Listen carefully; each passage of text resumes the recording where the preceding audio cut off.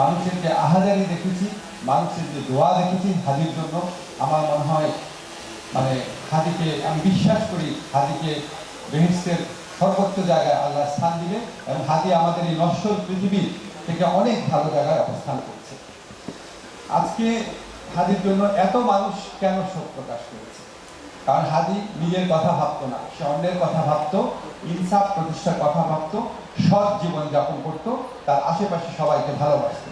আমি শেখার আছে, আমার মনে হয় সে তার চারপাশের মানুষকে এতটাই ভালোবেসেছে এবং এই জুলাই গণ অভ্যুত্থানের পর বিভিন্ন প্রলোভনকে জয় করে এতটাই সৎ থেকেছে এবং এতটাই নির্ভীক থেকেছে, এটার প্রতিদান মানুষ কিভাবে দিতে পারে কালকে আমাদের জন্য এটা একটা বিরাট উদাহরণ ছিল।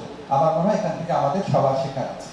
আমি বিশ্বাস করি দেশকে ভালোবেসে এই আন্দোলনে যারা আত্মাহুতি দিয়েছিল, আবু সাইদ, মুগ্ধ, ওয়াসিম, তাদের সংখ্যা গত কয়েকদিনে যে আমরা দেখলাম ব্যক্তি ও প্রতিষ্ঠানে যে হামলা চালাচ্ছে উন্মত্ত জনতা, তাদের সংখ্যার চেয়ে সৃষ্টিশীল মানুষ, আত্মনিবেদনকারী মানুষ, আত্মত্যাগকারী মানুষ, আত্মত্যাগকারী তরুণের সংখ্যা অনেক অনেক বেশি এবং এখানেই বাংলাদেশের সম্ভাবনা নিহিত। এবং আমি বিশ্বাস করি তোমাদের সবার উচিত, তোমরা নিশ্চয়ই বিশ্বাস করো, সৃষ্টির আনন্দে উন্মত্ত হওয়া হচ্ছে সবচেয়ে ইম্পর্টেন্ট ব্যাপার, ধ্বংসের তাণ্ডব লীলা নয়। হাদির প্রজন্মই তো তোমরা। আমি তোমাদেরকে বিভিন্ন লড়াই দেখেছি, আমি তোমাদেরকে ভ্যাট বিরোধী আন্দোলনে দেখেছি, নিরাপদ সড়ক আন্দোলনে দেখেছি, কোটা বিরোধী আন্দোলনে দেখেছি, জুলাই অগাস্টের গণ অভ্যুত্থানকালে দেখেছি।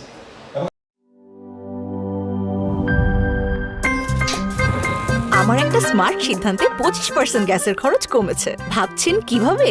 সাধারণ গ্যাস স্টোভ বদলে আমি এনেছি আরএফএল গ্যাস স্টোভ। এর সাইন্টিফিক নজল ও ব্রাস বার্নার ক্যাপ সমানভাবে তাপ ছড়িয়ে রান্না করে দ্রুত, তাই গ্যাসও বাঁচায় 25%, টাকাও বাঁচে 25%। আরএফএল গ্যাস স্টোভ, নিরাপদ ও গ্যাস সাশ্রয়ী।